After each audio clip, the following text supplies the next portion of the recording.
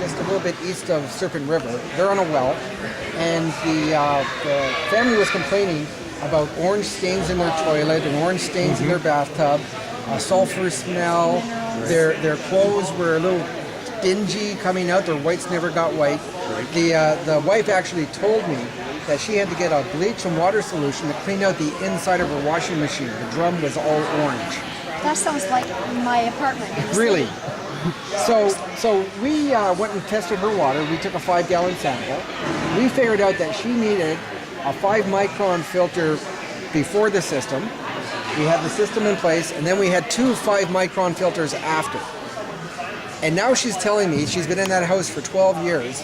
She has a 10-year-old daughter, and her daughter is actually able to drink the water that she could never drink her whole lifetime right out of the tap. She doesn't have any staining in her tub. She doesn't have any staining in her bathroom. She doesn't have any problem with her washing machine anymore. And her clothes are actually white. So, and her water is good. She likes the taste of her water. But does that eliminate all the minerals from the water? No. Because we need the minerals. That's right. The negative It only removes the negative aspects of the water. Maybe you can the machine know which ones? Like, I don't understand. Well, it's not so much that the machine knows, but in nature, the positive minerals are positively charged. And our machine introduces a positive charge. The negative aspects of the water are negatively charged. So when we have a positive and a negative charge, they're attracted to one another. But 2 positives repel. So we're still able to keep the benefits of the naturally occurring minerals in the water passing through without being affected, but we retain the negative aspects of the water through the process of electrolysis. So you're saying that because this system is all electromagnetic, positively charged, all the positive ions that I want to keep for my body are repelled by positive, and all the negative ones that are bad retained. Are pulled out. Also, when we introduce that positive charge to it, we make the negative aspects of the water inert. Right. Okay, and that inertness is then captured in the filter. Now you can throw that filter away without worrying about introducing those negative things that you've captured. That's right. Takes their power away. It doesn't go back into the water. It doesn't go back into the water table. It's actually better for the environment because we've neutralized the negative aspects. What about, is it eco-friendly to discharge and get rid of those filters? Yes, that's what it makes. The elements that are captured by the filters are inert, which means they have no aspect of positive or negative whatsoever. Okay. So they can completely be broken down, and they won't be reintroduced into the water table. Okay. And that's one of the benefits that you don't get from any other filtration. And how often do you have to change that? And again, it depends on volume. Tube things there? You don't ever really have to change those tube things. Just clean them. We've had one system in place actually for 18 years, and they're still running the same tubes. We put a 10-year warranty on it, but we've never had any warranty claim whatsoever. In order to clean this, I would say for peace of mind, at least every 8 months. Okay. Some people have gone a year, but I would say I wouldn't max it out more than 8 months. And if you really want to be safe about it and have a peace of mind when I say that, I would say every 6 months. So and twice a year. And how do you clean? There's an Allen key you need. Yeah. You just remove that, get a screwdriver, and you disconnect the 2 electrical leads that go onto it. Yeah. It's then this unit configured together. You pull it apart, right? Drop that into a solution of vinegar and water and let it sit for about 15-20 minutes. Right. Maybe take a little toothbrush if you need to, just to get the excess off. If there's any excess that didn't come off through the solution, then you just brush it off, put it back together, reinstall it, and you're good to go. What's this made of? Stainless steel? It's a stainless steel material. Yeah. Okay, so it's not going to rust. It's not going to. It's not going to deteriorate. It's not, negative ions like I'm saying, I've never seen one that we've had to replace yet. How often do you replace the filters?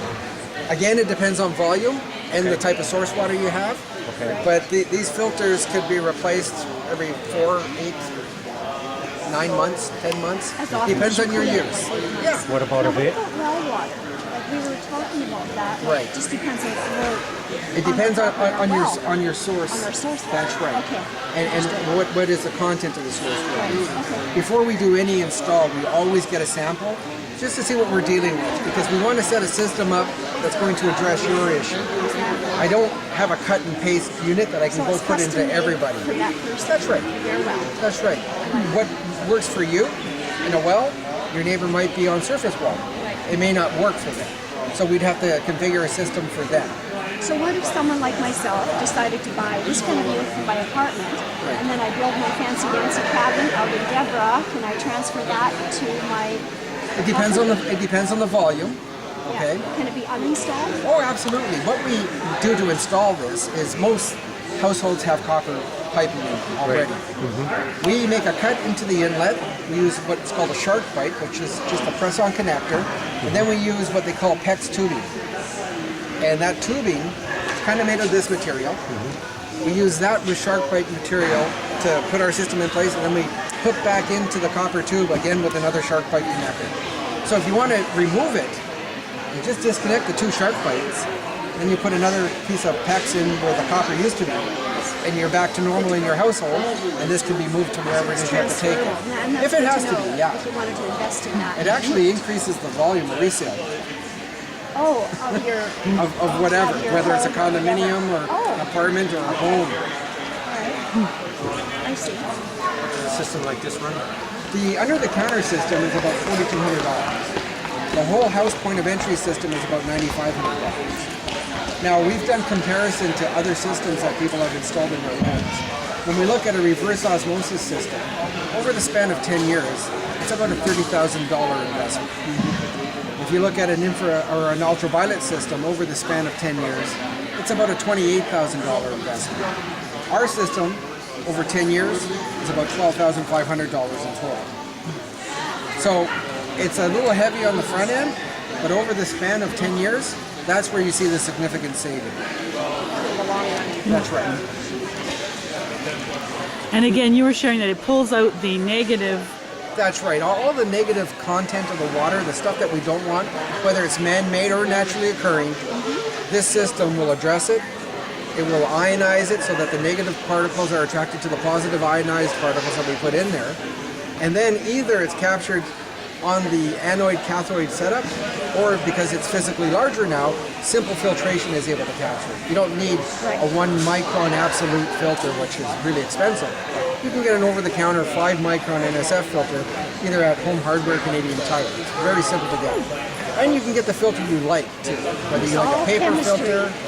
It's not a new process. You know, electrolysis has been around since the early 1900s.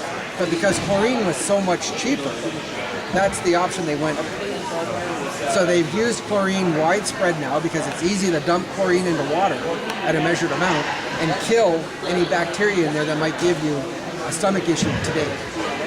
But they really haven't come clean with what's the long-term effect of that chlorine in your body for 20 or 40 or 60 years. And chlorine is negatively charged, right? What about fluoride? Is that positively charged or negative? That's a negative charge. I'm just checking. Oh, how interesting. Good question. Okay. So those things that we Which they introduce. also put in our water, but not here in Sioux State. No, we don't have it here. But we do have an office in Sioux, Michigan, and that's what people are telling us there. I want that fluoride out of there. And they're really upset because they're paying taxes to put the fluoride in. And then they're coming to me and paying to buy a system to take the fluoride out. So they're double dipping. Well, they're paying the taxes on one end, and then they're paying but you they don't as well, want to but pay they the don't want taxes. it. But you they've have got to. You're part of the system. That's right. The system. Okay. And then that's in very Flint, interesting. Michigan, they have a huge issue because they changed their source of water. They went from a lake to a river, and in that river is where they were dumping all of the waste from their manufacturing plants that they had in there. So they were introducing that water into their distribution system, and it was basically eating the pipes from the inside out. It was full of lead, and it was contaminating all the water that people were drinking. So This would have solved the Love Canal, Aaron Brockovich type thing, wouldn't actually, it did. Actually, it did. Wow. We actually have a reference to that here. it? I believe it. That it wasn't her in particular. No, but those two. But it was those two little counties were involved. hexavalent chromium 6 is what she had to deal with down there. Yeah. And ESIL removed it to a non-detect level. Interesting. So this community in Chapleau, they had an option with their THM and HAA issue. They had a $4.5 million bill at the water treatment plant to fix it, still maintaining the chlorine. Or they could install this in every home at a cost of $400,000. So we were able to give them a solution at 10% of their estimated cost. This is not well known. We're the only distributor in Northern Ontario. Our partner down in Southern Ontario is doing well down there. So much so that he's actually moved into agriculture, and he is setting up systems for dairy farmers down there. For livestock as well. Oh, okay. And he just is right now testing his system in a chicken farm. And he's telling me that the eggs are better, they're bigger, the chickens are bigger, they're living longer, and they're healthier. They're not getting as sick. So how long has this been on the market? This company, ESIL? ESIL has been around since 1991. So if anybody wanted to buy stock market shares, this is going to go up. Well, we got to go public first, right? But Yeah. as it stands right now, the inventor, Brian Cook, he's looking at getting out of this system. He's looking to retire it. Oh, You know, yeah, he patented this system, I believe, in '89. Oh, interesting. So he's looking to move out of it. That's why he's looking for distributors. So which is where you come in. that's right. Actually, it's my uncle who owns the company, and he's got the distribution rights for Northern Ontario and for the First Nation communities in the area. Very nice. I noticed that it is called Cree North. Yeah. So he has an indigenous, or he has a First Yes. Nation connection? Very nice. So if I wanted to take the best piece of information, I should just grab one of those brochures Yeah, right you can there. grab one of these. And I don't need the, or do I need the card? I'll give you the stock? card Yeah, too. Okay, well, thank you. Very interesting. Brian, I'm Brian. Okay, not Brian Cook. Not Brian Cook. Another Brian. There's 3 Brians at the plant in Southern Ontario. I make number 4. I